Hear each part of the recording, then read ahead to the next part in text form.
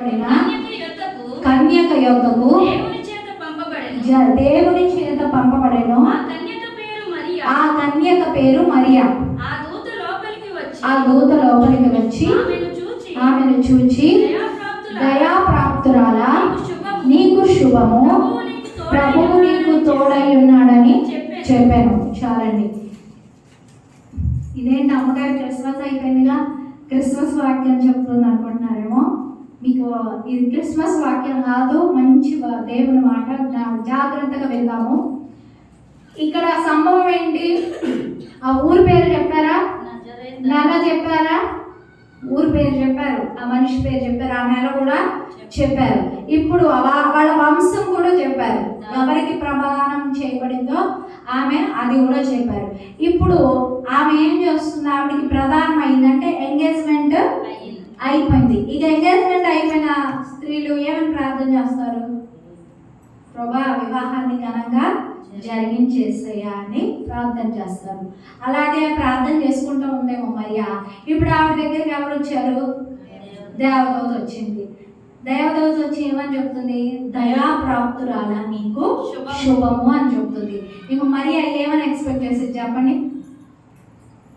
నీకు వివాహం బాగా ఘనంగా జరుగుతుంది, నీకు పెళ్లి బాగా జరిగింది, ఏసేపు నిన్ను బాగా చూసుకుంటాడు, నీ కుటుంబం బాగుంటుంది, ఇట్లాంటి ఆన్సర్స్ ఎక్స్పెక్ట్ చేస్తుంది. అవునా? అంతేనండి. ఇప్పుడు లోపలికి వచ్చి దేవదూత ఏమంది చూడండి, దయాప్రాప్తులారా, నీకు శుభము, ప్రభువు నీకు ఫస్ట్ది.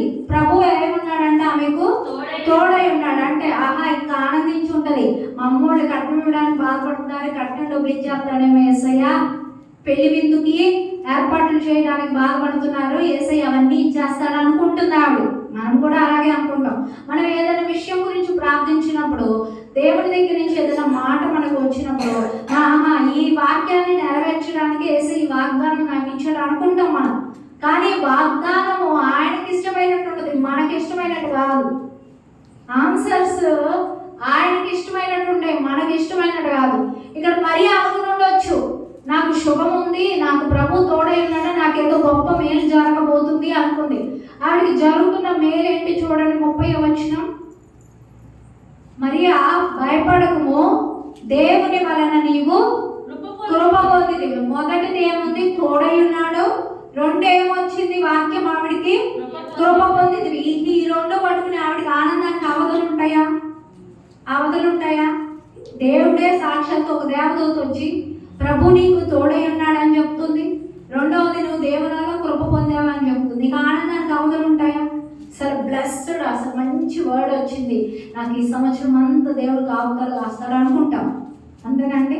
ఈ సంవత్సరంలో ఇంకొన్ని రోజులు మనం కూడా దేవుడి వాగ్దానాన్ని పొందుకోబోతున్నాం.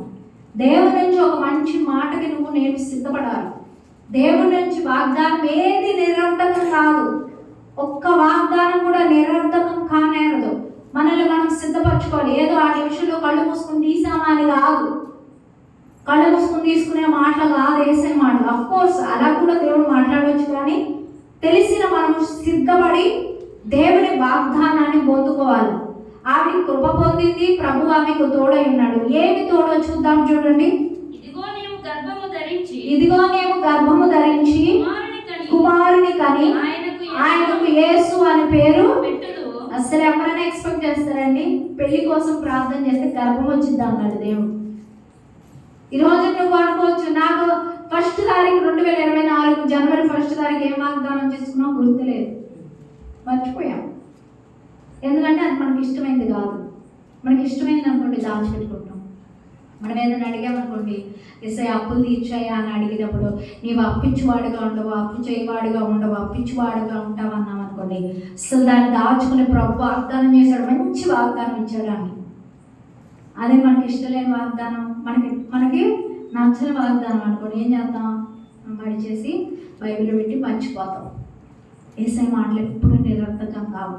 మీరు బైబిల్లో చూస్తే క్రిస్మస్ అనగా క్రీస్తు ఆరాధన. మరొకటి ఏంటంటే ప్రతి వాగ్దానం, ప్రతి ప్రవచనం నెరవేర్పు. ఎలాగంటే అదిగో అక్కడ చెప్పాడు కదా, యోదయ దేశపు బెత్లెహేమా, నువ్వెంత మాత్రం అల్పమైన దానివని మీకా గ్రంథంలో చెప్పిన వాగ్దానం నెరవేర్చడానికి ఇది జరిగింది.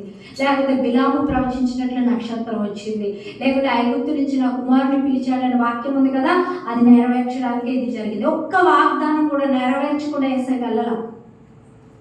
ఈ రాత్రి రేపు 31వ తారీఖు అర్ధరాత్రి లేకుండా 1వ తారీఖున మనం తీసుకునే వాగ్దానం ఎలా ఉండాలంటే, ఇన్ని నెరవేర్చిన యేసయ్య అది వదులుతాడా?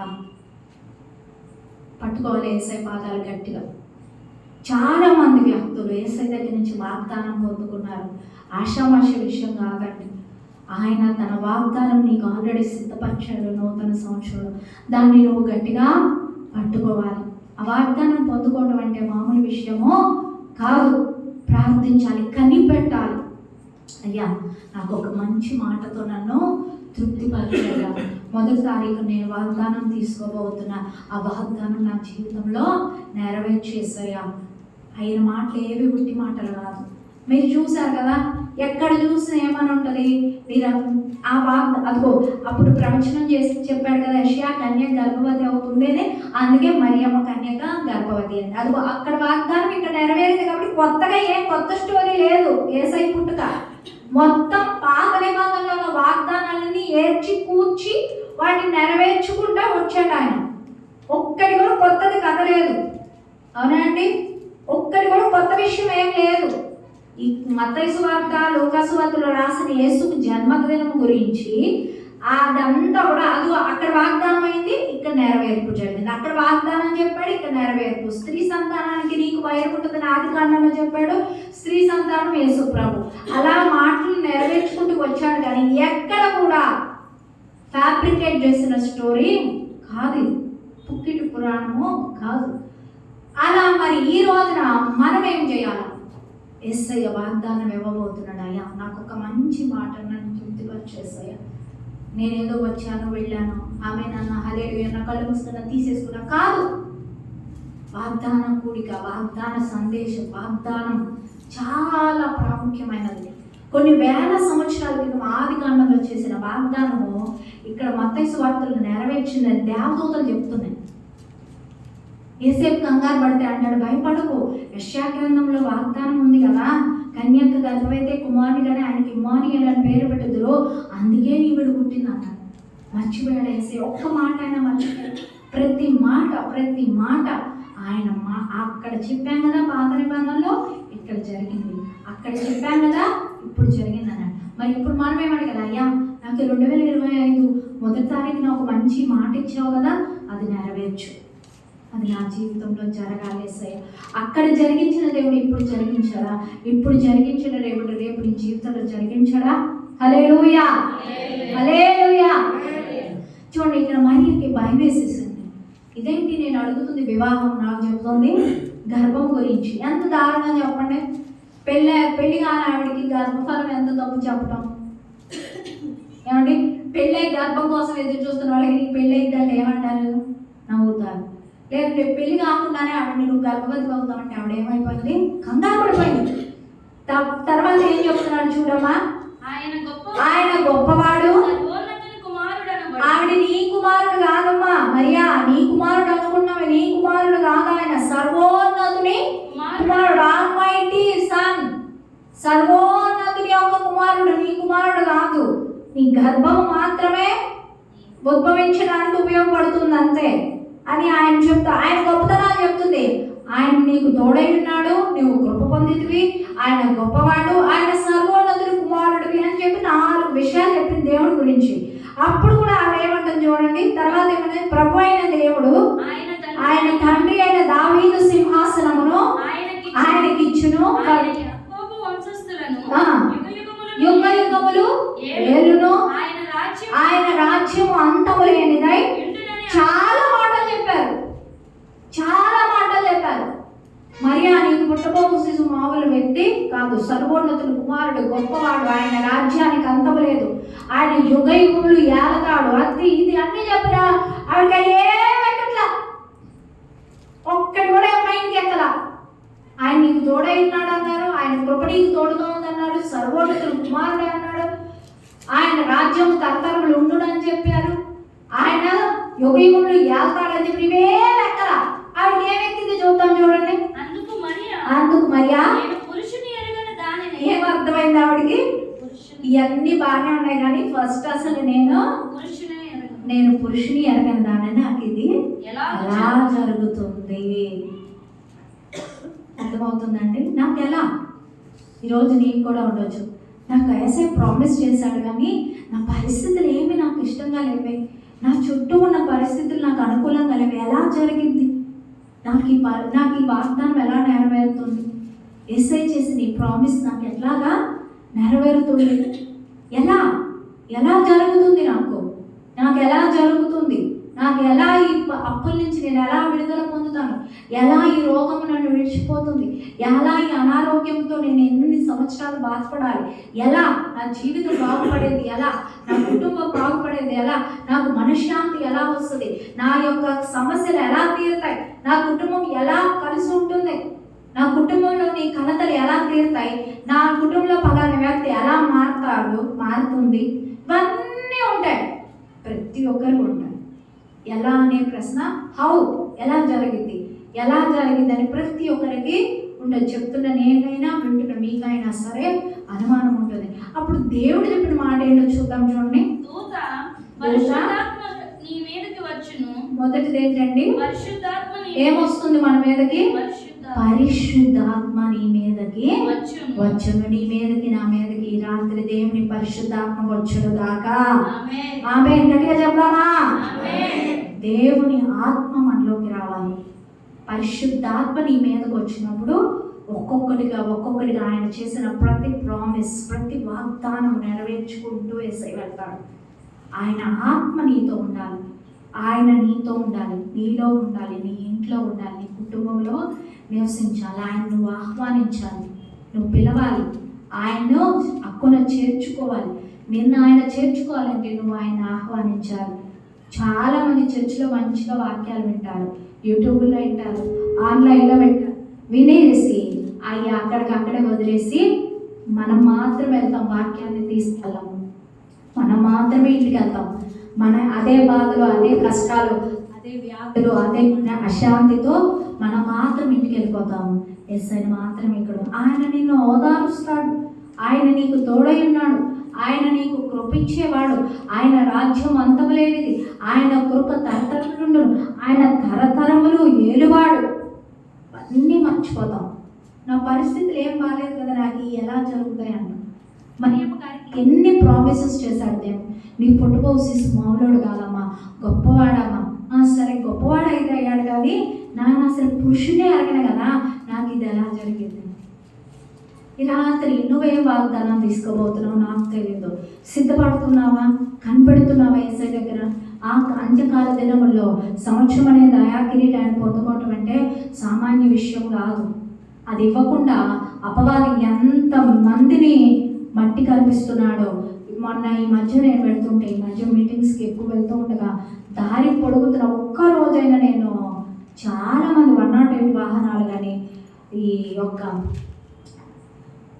అవేంటి అంటాడండి, చనిపోయిన వారిని తీసుకెళ్లే వ్యానులు కానీ చూడకుండా లేరండి.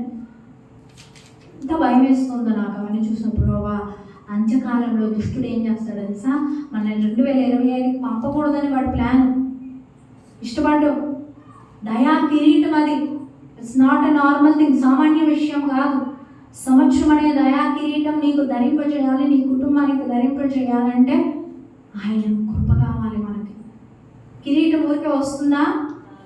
దయా కిరీటం, ఆ కిరీటం పొందుకోవాలంటే ప్రభు యొక్క కృప మనకి కావాలి. అంత్యకాల దినబడిలో ఉన్నాం, అపాయ పంచుల్లో ఉన్నాం, అంతా సక్రమంగానే కనపడింది. ఒక్క రోజులో తలకిందులు అయిపోతాయి పరిస్థితులు. అంత మంచిగా జరుగుతున్నటువంటిది ఒక్క రోజులో పరిస్థితులు తలకిందులు అయిపోయే రోజులు ఇవి. మనము చాలా కృప పొందుకున్నాం, దాన్ని మనం గ్రహించాలి. ఆ కృపను మనము నెమరు వేసుకోవాలి. ప్రభా నాకు ఇంత కృప ఇచ్చావయ్యా, నేను పొందుకోవడానికి అర్హుడు కాదు, అర్హురాలు కాదు. 2024 ఎన్నో ఇరుకులు ప్రభా, ఎన్నో వ్యాధులు మీదకి వచ్చేసి దాడి చేసేసింది. అపవాది నా మీదకి వచ్చి మింగేయాలని చూసింది. దుష్టుడు నా కుటుంబాన్ని గలిబిలి చేయాలనుకున్నాడు. నన్ను కాపాడవేసయ్యా, నాకు మనశ్శాంతినిచ్చావు, నన్ను పోషించావు, నన్ను సంరక్షించావు, కుడి ఎడమల ముందు ఎడమ నన్ను కాపాడావు ప్రభా. ప్రతి అద్భుతాన్ని నెమరేసుకోవాలి. ఇంకా ఉంది మనకి ఎన్ని రోజులు? 4 రోజులే. ప్రతి అద్భుతాన్ని నెమరు వేసుకొని ఆ దేవుని స్తుతించాలి. వీలైనంత ఎక్కువ సమయం దేవునితో గడపాలి 4 రోజులు. ఎందుకంటే మనకు ఒక బహుమానం రాబోతుంది. సంవత్సరం అనే దయా కిరీటం పొందుకోవాలి. రెండవది వాగ్దానం పొందుకోవాలి. అవి 2 సామాన్యమైన విషయాలు కాదు. దేవుని నోట నుండి వచ్చిన వాక్కు నీ చేతికి రావాలి. నీ చేతికి వచ్చిన మాట నీ జీవితంలో నెరవేరాలి. హల్లెలూయా. సంవత్సరం క్రితము శారమ్మ గారికి ఒక వాగ్దానం వచ్చి, మీదటికి సంవత్సరం నీ కడుపున కుమారుడు ఉంటాడని. ఆ మాట సంవత్సరం లోపు కుమారుడు మాట, సంవత్సరం తర్వాత కుమారుడు. అంతేనా అండి? ఈరోజు నువ్వు తీసుకునే వాగ్దానం సంవత్సరం మొదల్లో మాటే, సంవత్సరాంతంలో అదేమవ్వాలి? వస్తు రూపం ధరించాలి. అది ఏ ఆశీర్వాదమైనా, అది ఏదైనా ఆయన చేసిన మాట, ఆయన చేసిన ప్రామిస్, ఆయన మాట చెప్పి నెరవేర్చుకుంటూ ఉండే దేవుడు కాదు. ఆయన మాట తప్పని వాడు, మాట నెరవేర్చేవాడు. వాగ్దానములన్నీ నెరవేర్చేశాడు. ఒక్క వాగ్దానమే నెరవేర్చకుండా ఆగాడు. ఏంటది? నేను మరలా వచ్చి మిమ్మల్ని నాతో పాటు ఆ ఒక్కటే ఆగింది. మొత్తం అయిపోయింది, మొత్తం నెరవేర్చేశాడు. ఫస్ట్ నుంచి పుడతాడు పుడతాడు పుడతాడు అన్నారు. పుట్టాడా? కన్య గర్భాన పుడతాడు. పాత నిబంధన అంతా అదే మాట. కన్య గర్భాన పుడతాడు, కన్య గర్భాన పుడతాడు, కన్య గర్భాన పుడతాడు. పుట్టాడా లేదా? పుట్టాడా? పుట్టిన వాడంతా పుట్టినప్పటి నుంచి ఏం చెప్తున్నాడు? నేను సిలువలో చచ్చిపోతా, నేను సిలువలో చచ్చిపోతా, తిరిగి లేస్తా, చచ్చిపోతా తిరిగి లేస్తా, చచ్చిపోతా తిరిగి లేస్తా అని చెప్పింది చేశాడా? చనిపోయాడా? చనిపోయిన వాడు తిరిగి లేస్తానన్నాడు. తిరిగి లేచాడా? తిరిగి లేచిన వాడు ఏం చెప్పాడు? ఇదిగో నేను పైకి వెళ్తున్నాను, మళ్ళీ తిరిగి వస్తాను. మరి ఇన్ని చేసిన దేవుడు అది కూడా చేస్తాడు. ఒక్క వాగ్దానమే ఆగింది ఆయన చేయాల్సింది. మరలా వచ్చి తనతో పాటు మనల్ని తీసుకువెళ్ళాలి. ఆ ఒక్క వాగ్దానం మొత్తం నెరవేర్చేశాడు యేసయ్య. ఇలా మనం ఎలా ఉన్నాం, మన స్థితి ఎలా ఉంది, మన పరిస్థితి ఎలా ఉంది, మన దేవుని దగ్గర ఏం పొందుకోవాలని ఆశిస్తూ ఉన్నాం. దేవుడి వాగ్దానం ఏదైనా సరే, చాలా మంది చూస్తారు ఒక వాగ్దానం చేస్తారు, నచ్చదని మళ్ళీ పెట్టి మళ్ళీ కళ్ళు మూసుకుని చేస్తారు. అది కాదు. ఒకటే మాట, ఏదైతే నీకు ఇచ్చాడో దాన్ని గట్టిగా పట్టుకో. యేసయ్య ఏదైతే నీకు ఇచ్చాడో ఇది నీకు ఆయన సిద్ధపరిచిన వాక్కు అనుకో. సిద్ధపడి తీసుకోవాలి. కళ్ళు మూసుకుని ఏదో ఒకటి తీసుకున్నామని తీసుకుంటే అది ఏమీ ఫలం కూడా. ఈ రాత్రి సిద్ధపడదామా? యేసయ్య సన్నిధిలో ఆయన మాట తీసుకోవాలి. ఒక గొప్ప దేవుడు మళ్ళీ నీకు ఆ వాగ్దానం తీసుకోవాలంటే మళ్ళీ సంవత్సరం రావాల్సిందేనా? అవునా? మధ్యలో నువ్వు వ్యక్తిగతంగా ఎన్ని మాటలన్నా పొందుకోవచ్చు. బహిరంగంగా ఒక సంఘముగా మనం ఒక వాగ్దానం తీసుకోవాలంటే మళ్ళీ సంవత్సరం రావాల్సిందే. అవునా? ఏ మాట అయినా, ఏ వాగ్దానం, ఇది నాది. మన వస్తువుని మనం ఎంత అపురూపంగా చూసుకుంటామో, ఇది నాది, ఇది నా ప్రభు నాకు ఇచ్చిన మాట. మాట తప్పని వాడు మాటను నెరవేరుస్తాడు. అది ఎప్పుడో ఎన్నడో తెలియదు, కానీ ఇచ్చాడు నాకు మాట, నాకు నెరవేరుస్తాడని నమ్మాలి. హల్లెలూయా. ఇక చూద్దామండి, మొదట ఏమవుతుంది? ఆ వాగ్దానం నెరవేరాలి. ఎలా జరిగింది? మొదట ఏం వస్తుంది? పరిశుద్ధాత్మ నీ మీదకి వస్తుంది. నెక్స్ట్, సర్వోన్నతుని శక్తి ఈ రాత్రి మనల్ని కమ్ముకొనును కాక. నా శక్తి కమ్ముకుంటేనే ఏదైనా అద్భుతాలు జరుగుతాయి. మాయా మంత్రాలు కాదు. సర్వోన్నతుని శక్తి మనల్ని కమ్ముకోవాలి. పరిశుద్ధాత్మ మనలోనికి ఆహ్వానించాలి. ప్రభా, నీ ఆత్మ నాకు కావాలి, నువ్వు నాతో రావాలి. నాకు ఇంకేమవుతుంది? యేసయ్య ఉంటే ఇంకేం కావాలండి మనకి? అన్నీ ఆయన చూసుకుంటాడు, ఆయన నెరవేరుస్తాడు, ఆయన నడిపిస్తాడు. 2024 నిన్ను నడిపించింది నీ శక్తి కాదు, నీ బలము కాదు, నీ జ్ఞానము కాదు, నీ ధైర్యం కాదు, నీ డబ్బు కాదు, నీ ఆరోగ్యం కాదు, నీ కాలి సత్తువ కాదు, నీ చేతి పని కాదు, కానీ సర్వోన్నతుని శక్తి అయి ఉన్నది. హల్లెలూయా. ఆ విషయాన్ని రాత్రి మనం గ్రహించాలి. ప్రభా, నీ శక్తే, నీ కృపే, నీ దయే, నీ వాత్సల్యమే, నీ ప్రేమే, నీ మితిలేని ప్రేమ వల్ల నేను 24 నెమ్మదితో నడిచానయ్యా. ప్రతి అద్భుతాన్ని నెమరు వేసుకోవాలి, గుర్తు చేసుకోవాలి. మనము కృతజ్ఞత కలిగి ఉండాలి. కృతజ్ఞత లేని వారముగా బ్రతకకూడదు. నూతన సంవత్సరంలో అడుగు పెడుచున్న మనము కృతజ్ఞతతో పొందుకుందామా? ఇవ్వేసయ్యా, ఏదో ఒక వాగ్దానం ఇవ్వు, న్యూ ఇయర్ ఇచ్చావు థ్యాంక్స్ అని జస్ట్ ఒక మాటతో కంప్లీట్ చేద్దాము. ప్రతిదీ నెమరేసుకుందాం. ఆయన చేసిన ఎన్ని అద్భుతాలు చేశాడు ఒకసారి గుర్తు తెచ్చుకుందాము. ఎన్ని అద్భుతాలు చేశాడు యేసయ్య, ఎంత నీ పక్షాన నిలబడ్డాడు. వాటన్నింటినీ మర్చిపోయి చాలామంది ఏం చేస్తారంటే నార్మల్గా ఒక పండగలాగా 2024 అయింది, 2025కి వచ్చాం. అలా కాదు. ఆయన కిరీటాన్ని ధరింపజేస్తేనే 2025 మనం చూడగలం. ఆయన కృప ఉంటేనే మనం 2025లో సురక్షితంగా ఉండగలం. ఆయన నుండి నువ్వు పొందుకునే మాట ఎలా ఉండాలంటే అది నెరవేర్చబడాలి. కొంతమంది వ్యక్తులకు వేసే వాగ్దానం చేశాడు, అవి ఆయన నెరవేర్చే వరకు ఆయన పాదాలు వదలాడు. నాకు చెప్పావు కదా చెయ్యి, చెప్పావు కదా చెయ్యి అని పొందుకున్న వాళ్ళని రాబోయే రోజుల్లో మనం వాటిని నేర్చుకున్నాం. చూడండి ఇక్కడ మరి వాగ్దానం ఎలా పొందుకుందండి చెప్పండి. పరిశుద్ధాత్మ నీ మీదకి వచ్చాను, సర్వోన్నతుని శక్తి నిన్ను కమ్ముకొనెను. ఇదే మరియా ఈ ఎలా జరిగింది అన్న వ్యక్తి పరిశుద్ధాత్మ శక్తి కమ్ముకున్నాక, సర్వోన్నతుని శక్తి ఆమెను కమ్ముకున్నాక ఆమె ఏం చెప్తుందో చూద్దాం. అదే లూకాసు సువార్త 1వ అధ్యాయము 53, 54, 55. ఆకలి కొనిన వారిని మంచి పదార్థములతో పట్టి ధనవంతులను వట్టి చేతులతో పంపివేసెను. అబ్రహామునకును అతని సంతానమునకును యుగాంతము వరకు తన కనికరమును చూప జ్ఞాపకం చేసుకుందునని మన పితరులతో సెలవిచ్చినట్లు ఆయన తన సేవకుడైన ఇశ్రాయేలునకు. ఎక్కడి నుంచి మొదలెట్టిందండి? అబ్రహాం గారి దగ్గర నుంచి మొదలెట్టింది. ఆవిడ మరియమ్మ గారు ఎవరి గురించి చెప్తుంది? ఆది కాండంలో ఉన్న అబ్రహాము గారి గురించి చెప్తుంది. అబ్రహాముకి చెప్పాడు కదా యేసయ్య నీ సంతానానికి తోడుగా ఉంటానని చెప్పాడా లేదండి? నా మాటలా చెప్పాడు కదా. ఆ మాట గుర్తు చేసుకుంటుంది ఆవిడ. మీకు అర్థమవుతుందా ఆవిడ ఏ వాగ్దానం క్లెయిమ్ చేసుకుందో? మరియమ్మ గారు ఏ వాగ్దానం క్లెయిమ్ చేసుకుంది? ఆది కాండంలో దేవుడు ఆకాశ నక్షత్రాలను చూపించి ఇదిగో అబ్రహాము ఆకాశ నక్షత్రములని సంతానాన్ని చేస్తానని ప్రామిస్ చేశాడు కదా. ఇసుకను చూపించి ఇదిగో ఇసుక రేణువులను లెక్కించగలవా, ఈ విధంగా నీ సంతానాన్ని చేస్తానని ప్రామిస్ చేశాడు కదా. ఆ ప్రామిస్ చెప్తుంది ఇప్పుడు. చెప్తుందా లేదా?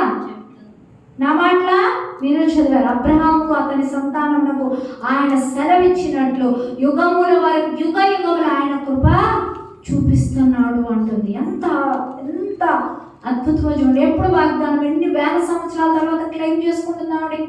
ఆ వాగ్దానం నాదే అంటుంది. నీకు అర్థమవుతుందా? అక్కడ జ్ఞాపకం చేసుకున్న దేవుడు ఈరోజు నీ వాగ్దానాలు గుర్తుపెట్టి, అసలు నువ్వు నీ జీవితకాలంలో ఏ సంవత్సరం ఏ వాగ్దానం చేసుకున్నావు గుర్తుందా? అసలు ఏ వాగ్దానం తీసుకున్నావు గుర్తుందా? వాటన్నింటిని రాసుకున్నావా?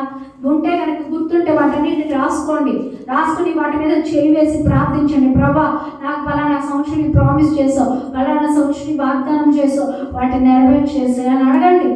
తప్పులేదు. నువ్వు జీవించినంత కాలం దేవుడు నీకు ఇచ్చిన ప్రతి వాగ్దానం నువ్వు క్లెయిమ్ చేసుకోవాలి. మరియమ్మ గారు ఎప్పుడు వాగ్దానం చెప్తుంది? ఆది కాండంలో వాగ్దానం లోకాసు వార్తలో చెప్తుంది. ఆవిడ ఎన్ని వేల సంవత్సరాలు అయిపోయింది. చెప్పిందా లేదా చూడండి. 54 అబ్రహాములకు అతని సంతానమునకు యుగాంతం వరకు కృప చూపుతానని చెప్పావే, తన పితరులకు సెలవిచ్చినట్లు అంటుందా లేదా? జ్ఞాపకం చేసుకుందునని మన పితరులతో సెలవిచ్చినట్లు ఆవిడతో చెప్పాడా? చెప్పలా. పితరులతో చెప్పాడు కదా యేసయ్య, అది నెరవేరుస్తాడు అని చెప్తుంది. హల్లెలూయా. రాత్రి నువ్వు తీసుకునే వాగ్దానము మామూలుది కాదు. ఆయన మాట నీకు నీ చేతికి రాబోతుంది. ఆయన హృదయంలో ఉన్న నీ పక్షాన ఉన్న ఆశ, ఆయన హృదయం నీ పక్షాన ఉన్న మాట, ఆయన హృదయంలో నీ పక్షాన ఉన్న ఆశీర్వాదం, ఆయన హృదయంలో నీ పక్షాన ఉన్న ఆలోచన ఈరోజు నీ దగ్గరకు రాబోతుంది. ఇంకో 4 రోజుల్లో కనిపెడదామా? చూడండి, చిన్న బిడ్డలు కొత్త సంవత్సరం కానీ క్రిస్మస్ రోజు కొత్త బట్టలు కొంటే ఎలా ఆశతో ఎదురు చూస్తారు? ఆ రాత్రి నిద్ర కూడా పట్టదు వాళ్ళకి. మేము చిన్నప్పుడు అలాగే. మా తల్లిదండ్రులు ఎక్కువ క్రిస్మస్కి న్యూ ఇయర్కి కొనగలిగే వాళ్ళు. ఆ బట్టలు తెచ్చిన రోజు నుంచి ఆ ఫస్ట్ తారీఖు ఆ న్యూ ఇయర్ లేకుండా క్రిస్మస్ రోజు చేసుకునే వరకు మాకు నిద్రే పట్టేది కాదు. రోజు తీయటం, బాక్స్ తీయటం, ఆ బట్టలు చూసుకోవటం, పడుకోవటం, రోజు అదే పని. అవి మేనేసుకుంటే కానీ అంత సంతోషం. అలాగే నువ్వు వాగ్దానం తీసుకునే వరకు అంత ఆశగా ఎదురు చూడాలి. ప్రభా నాతో మాట్లాడలేదు, నా పరిస్థితి ఇది చెప్పండి అయ్యా, నా పరిస్థితి ఇది, నాకు తగిన వాగ్దానాన్ని నాకు ఇవ్వేసేయా, నా పరిస్థితి ఇది ప్రభా, నేను ఎదురు చూస్తున్నది ఇది, నేను ఎదురు చూసింది కాదు, నీకు ఇష్టమైనది ఏంటి నా పక్షాన, నీ చిత్తం ఏంటి ప్రభా, ఆ వాగ్దానం నా ప్రామిస్ నాకు ఇవ్వేసేయా అని నువ్వు అడిగితే ఆయన మర్చిపోతాడా? మర్చిపోడు. నీకు ఇస్తాడు, మంచి మాటను ఇస్తాడు. ఆయన చెప్పిన మంచి మాటలు నెరవేరుస్తాడు. ఆయన చెప్పిన మంచి మాటలు నీకు ఇస్తాడు. అయితే నీ జీవితం ఎలా ఉండాలంటే పరిశుద్ధత కలిగి జీవించాలి. సర్వోన్నతుడి శక్తి అప్పుడు నిన్ను, నీ కుటుంబాన్ని కమ్ముకుంటుంది. ఈ లోకము శాశ్వతం కాదండి. లోక నటనంతా ఒకరోజు మాయమైపోతుంది. సర్వోన్నతుడైన దేవుడు సజీవుడు. ఆయనతో జీవించే జీవితమే మనకి నిజమైన జీవితం. ఆయన నీ కోసం, నా కోసం ఎదురు చూస్తూ ఉన్నాడు. మనం చనిపోగానే మనల్ని ఆయన దగ్గరకు తీసుకెళ్తాడు. అక్కడ యుగ యుగములు సంతోషమే, యుగ యుగములు సమాధానమే. తండ్రి కుడి పార్శ్వమున కూర్చుని ఆనందిస్తూ సంతోషిస్తూ జీవితకాలం అంతా గడపచ్చు. అది జరగాలి అంటే మనల్ని సరి చూసుకోవాలి. ఆయనకి ఏమైన క్రియలు, ఆయనకి ఇష్టం లేని మాటలు, ఆయనకి ఇష్టం లేని పనులు ఎన్నో చేసాం. 2024 చెప్తున్న నేనైనా వింటున్న మీరైనా, మేము చేయలేదు అని అబద్ధం ఆడకూడదు. యేసయ్య అంటున్నాడు, నీతిమంతుడు ఎవడనూ లేడు, ఒక్కడైనానో లేడు. నీతిమంతులు అని చెప్పుకోవడానికి మనం అర్హులం కాదు. కానీ ఆయన ఎదుట తగ్గించుకుని, అయ్యా నా జీవితం 2024 నీకు ఆయాస్కరంగా జీవించానేమో, నీకు ఇష్టం లేని పనులు ఎన్నో చేశానేమో, నన్ను క్షమించు. 2025 ఒక వాగ్దానం దేవుడితో, ఒక నిబంధన చేసుకోవాలి. చాలామంది చేసుకుంటారు. న్యూ ఇయర్లో ఫస్ట్ బైబిల్ మొత్తం చదవాలని ఫస్ట్ తారీఖు నిబంధన చేసుకుంటారు. 10 రోజులకి అయిపోయింది. డైరీ రాసుకోవాలనుకుంటారు, 10 రోజులకి అయిపోతుంది. అబద్ధాలు ఆడకూడదు, 10 రోజులకి అయిపోతుంది. అలా కాకుండా నిబంధన చేసావంటే నువ్వు దేవుడితో చేసినట్టు నిబంధన తీసుకోవాలి. ఆయనకి ఇష్టమైన కార్యం ఒక్కటైనా, ప్రభా ప్రతిరోజు ఒక పావుగంట నేను మనస్ఫూర్తిగా స్తుతిస్తాను. ఏ పరిస్థితి అయినా, కష్టమైన నష్టమైన నేను స్తుతిస్తాను. నేను అమ్మాని కలిసి లేకుండా కాసేపు వాక్యం చదువుకుంటాను. ఏదో ఒక నిబంధన నువ్వు దేవుడితో ఒక నిబంధన చేసుకో. ఆయన నీకు ఒక వాగ్దానాన్ని ఇస్తాడు. వాగ్దానం ఇచ్చిన వాడు తప్పక వాటిని నెరవేరుస్తాడు. ఈ రాత్రి మనం సిద్ధపడదామా? ప్రతి ఒక్కరు మోకరించి కొద్ది క్షణాలు దేవుని సన్నిధిలో ఆయన వాగ్దానం కోసం ఎదురు చూద్దామా? అయ్యా యేసయ్యా నాతో మాట్లాడయ్యా, నాతో మాట్లాడేసయ్యా అందామా? యేసయ్యా